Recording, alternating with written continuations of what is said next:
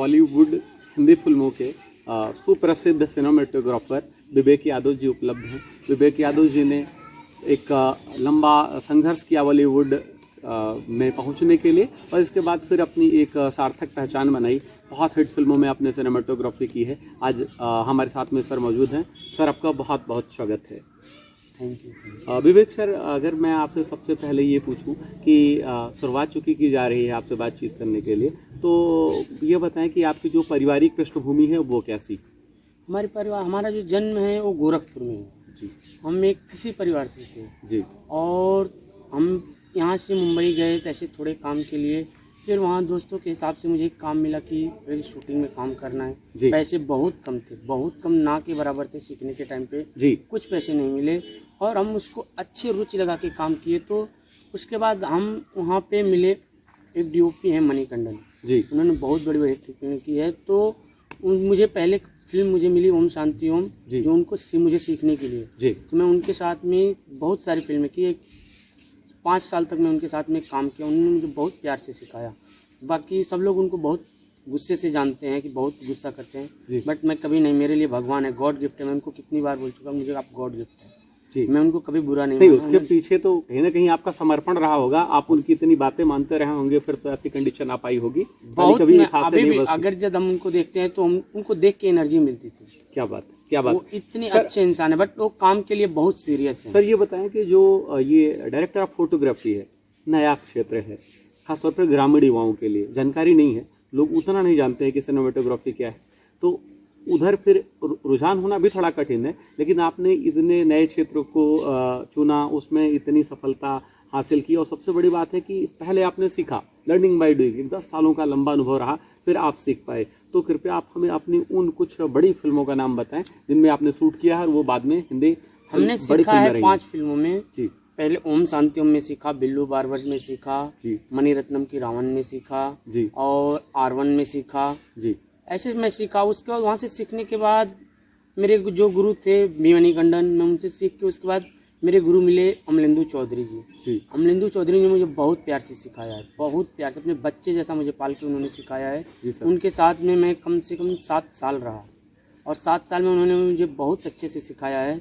उनकी फिल्म है अय्या, तेरे बिन लादेन 2, यंगिस्तान जी, छिछोरे जी, ये सब उनके साथ में काम करके सीखा। उन्होंने, क्योंकि फोटोग्राफी बहुत अच्छी है, वो बहुत प्यार से सिखाते हैं। नहीं विवेक सर, मैंने आपके सेट पे देखा कि फिल्में जब रिलीज होकर के फाइनली दर्शकों के सामने आती हैं तो वो एक अलग तरीके से लगता है ना कि सब कुछ मेरे सामने घटित हो रहा है। लेकिन फिर बाद में जब मैंने सेट पे देखा तो मुझे लगा कि ये सारा कमाल सिर्फ सिनेमेटोग्राफर का है, वरना दर्शक भाई लोग कहते हैं ना कि बाद में जब फिल्म रिलीज होगी तो ज़्यादा से क्रेडिट मिल जाएगा हीरो को, एक्टर्स को, हीरोइन को, लेकिन ऐसा नहीं है। मैंने जब आपके सेट पे देखा तो मुझे लगा कि सारा कुछ जो भी कलाकारी है वो एक सिनेमेटोग्राफर की होती है। तो जबकि हो सकता है मेरे तमाम लोग इस चीज़ों से परिचित हों, तमाम लोग ना हों, लेकिन फिर भी इतना तो कहना है कि हाँ, रियल हीरो आप लोग ही होते हैं, और वो भी पर्दे के पीछे के। तो कई बार ये चीज़ पजल नहीं करती, मन में नहीं आती कि जितना श्रेय हमें मिलना चाहता है वो क्यों नहीं मिल रहा है। नहीं, कहाँ तक जी भैया।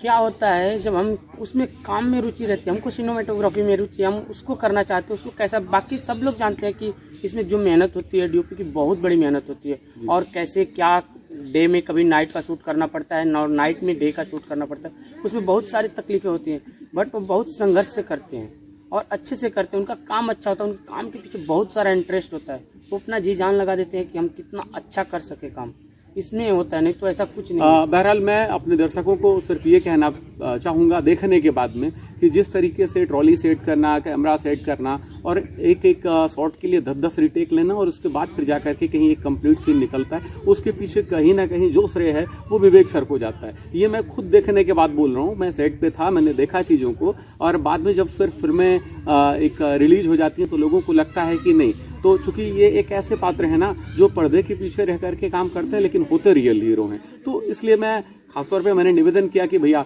आज आप आइए और हमारे थ्रू भारत प्रवाह के माध्यम से या जो भी हमारे अपने चैनल्स हैं उनके माध्यम से आप दर्शकों से रूबरू हों और कम से कम दर्शक ये जान पाएँ। विवेक सर, मैं आपकी जो प्रमुख अब तक हिट फिल्में रही हैं उनके बारे में भी प्लीज़ आप थोड़ा सा हमारे दर्शकों को बताइए। हिट फिल्में जितना मैं असिस्ट किया हूँ, वी मणिकंदन को किया हूँ, के सेंधिल को किया हूँ। भी मणिकंदन के तो शाहरुख खान की ज्यादातर फिल्में भी मणिकंदन करते हैं, मैं उनको किया हूँ। बाहुबली में 2 महीने किया था के सेंधिल के साथ में। Super hit film Baahubali, super hit में फिल्म थी। बट वो क्या साउथ में थी, इसके लिए साउथ में हम ज्यादा रहना नहीं चाहते हैं। हमने 2 महीना ही किया और फिर मैं शिफ्ट हो गया मुंबई। और उसके बाद मैं अमलेंदु चौधरी के साथ में किया हूँ। उनकी बहुत सारी हिट मूवी है। छिछोरे भी बहुत ज्यादा हिट हुई थी। और उसके बाद अभी आने के लिए हमारी 2 फिल्में हैं, एक रूही अफ़ज़ा और एक शिद्दत। ये दो मैं असिस्ट किया। हाँ जी, असिस्ट कर रहे हैं आप, ये आने वाली है। हाँ विवेक सर, लोग कहते हैं कि भोजपुरी में जो प्रवेश है थोड़ा कठिनाई से मिलता है, तो आपके साथ भी ऐसा हुआ या आसानी से मिल गया? नहीं, भोजपुरी तो क्या है, हमारा मदर टिंचर है। मैं पहले मैं, चूंकि आप हिंदी फिल्मों में ही काम कर, आपने कहा तो मैं पूछ ही लेता हूँ कि अब तक आपने जो जितनी बड़ी फिल्में की हैं सब हिंदी फिल्में की हैं, तो बाद में फिर एकाएक ये भोजपुरी फिल्म सिनेमा की तरफ फिर कैसे रुझान हो गया? रुझान नहीं हुआ, क्या होता है, एक संबंध होता है सबसे जी, पारिवारिक संबंध होता है। जो एक्टर है वो मेरा फ्रेंड है, हम घर पे ही थे तो उसने बोला कि सर मेरे लिए एक फिल्म कर दो प्लीज, आप घर पे हो जी, प्लीज कर दो। उसने रिक्वेस्ट करने लगा, तो कुछ बड़ी बात नहीं होती है, हमको क्या करना है, हमको जाके टेक्निकली काम ही करना है जी। तो उसके रिक्वेस्ट पे मैंने बोला कि नहीं मैं तुम्हारी फिल्म कर दूंगा। आपका एक बड़ा था, जो भोजपुरी फिल्में हैं उनको एक पहचान मिलेगी, अच्छे तरीके से शूट हो पाएंगे और निश्चित तौर पे युवाओं को भी मौका मिलेगा। इसके लिए आपको बहुत बहुत बहुत साधुवाद, धन्यवाद। और आने वाली फिल्मों के बारे में आपने बता ही दिया कि आपकी जो 2 आने वाली फिल्में हैं, मेरे गुरु अमलेंदु चौधरी जी डीओपी हैं, मैं उनको असिस्ट किया हूँ जी, बहुत ही अच्छे इंसान हैं जी। तो उनकी वो 2 फिल्में आने वाली, मेरा असिस्ट का फिल्म है। सर, क्योंकि मुंबई जो है वो यहाँ से काफ़ी दूर है, उत्तर प्रदेश की सरकार आजकल एक प्रोजेक्ट लेकर के आई है फिल्म सिटी के बारे में। थोड़ा सा ये है कि आपकी अपनी क्या राय है कि फिल्म सिटी होनी कहाँ चाहिए?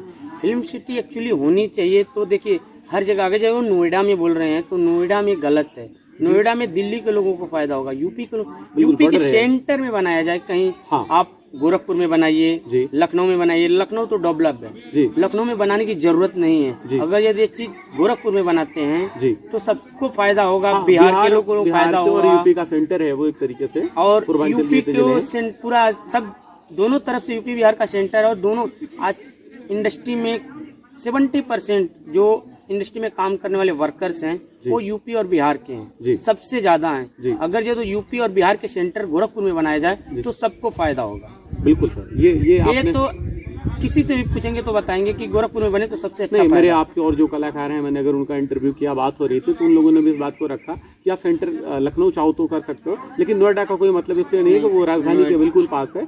और फिर दिल्ली, नोएडा ऑलरेडी वो डेवलप है, वहाँ पे करने के, वहाँ पे ऑलरेडी है, वहाँ पे फ्लोर सरकार की, वहाँ पे शूट होता है, वहाँ पे करने का कुछ जरूरत ही नहीं है। ठीक है, आप जैसे बड़े कलाकारों की बात जरूर पहुँचेगी शासन तक और वो जरूर विचार करेंगे इस पर। अच्छा, एक अंतिम सवाल जो मैं पूछना चाहूँगा विवेक सर कि आप जो आपका ये प्रोफेशन है, अगर जो युवा इससे आपसे प्रभावित होकर के अगर आना चाह रहे हैं तो उनके लिए कोई एक ऐसा मूल मंत्र बताइए जिससे कि ठीक है युवा आगे अपना एक बेहतर भविष्य। युवाओं को मैं यही कहना चाहूँगा कि वो लोग आएँ और अच्छे से प्यार से सीखें। जो कोई गुरु उनके बताते हैं वो उनको अच्छे से सीखें, उनसे क्या अच्छा है वो ग्रहण करें जी। वो अच्छे कलाकार बनेंगे, अच्छे सिनेमेटोग्राफर बनेंगे जी। बट उसको सीखना चाहिए, गुरु क्या सिखाता है उसको प्यार से।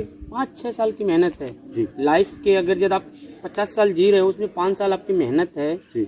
5 साल अच्छे से मेहनत कर दिया, सब कुछ सीख लिया, उसके बाद आपका लाइफ आगे अच्छा है। तो 5 साल मेहनत कोई नहीं जल्दी करना चाहता, वो करना चाहिए। और जब वो नहीं कर पाते हैं आगे जाके फिर उनको पश्चाताप होता है कि हमको क्यों नहीं 5 साल हमने मेहनत की है। विवेक सर, आपको खासतौर पर दर्शकों के सामने लाने का मेरा एकमात्र उद्देश्य ये था कि चूंकि आपने इतनी बड़ी बड़ी हिट हिंदी फिल्मों में काम किया है और इसके बाद फिर आप पहली बार भोजपुरी किसी फिल्म में, रीजनल लैंग्वेज की फिल्म में आप अपना एक सिनेमेटोग्राफी का आप जो कला है उसका प्रदर्शन कर रहे हैं, तो वो बात कहीं ना कहीं दिल में छूने वाली है। और आपकी इस महानता के लिए आपको बहुत बहुत साधुवाद। और निश्चित तौर पर जो युवा हैं हमारे, खासतौर पे भोजपुरी सिने जगत से जुड़े हुए हैं, उनको भी एक नई प्रेरणा मिलेगी। और जो यहाँ के सिनेमेटोग्राफर्स हैं, फोटोग्राफर्स हैं, वो भी आपसे बहुत कुछ सीख पाएंगे, क्योंकि आपके यहाँ की टेक्निक जो है वो बहुत अच्छी है। बहुत क्या होता है कि भोजपुरी में लोग जल्दी से जल्दी खत्म करना चाहते हैं और एक फिल्म लगा देते उसमें शूट करते हैं, वो थोड़ा गंदा लगता है।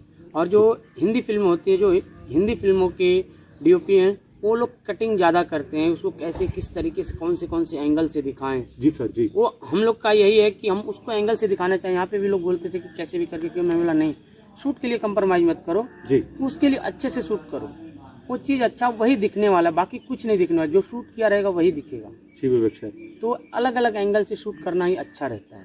नहीं विवेक सर, बिल्कुल जो रहे होंगे या जो भी मेरे इंटरव्यू को सुन रहे हैं तो निश्चित तौर पे वो जरूर सीखेंगे। आप मेरे साथ आए, इतनी बेबाकी से, इतनी स्पष्टवादिता के साथ में आपने सारी चीज़ें कही, आपका बहुत बहुत धन्यवाद सर।